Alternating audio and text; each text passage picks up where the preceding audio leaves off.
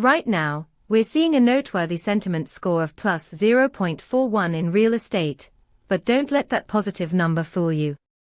Momentum has dipped minus 0.34 over the past 24 hours.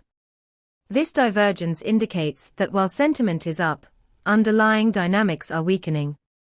You should pay close attention to this, especially since we're analyzing 18 semantic clusters that could reveal shifting attitudes among buyers and sellers.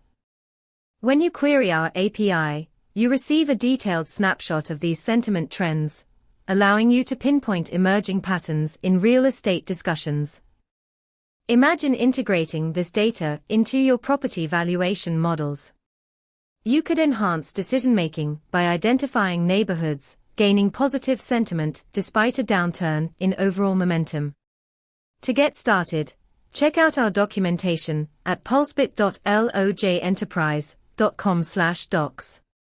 Let's leverage these insights together.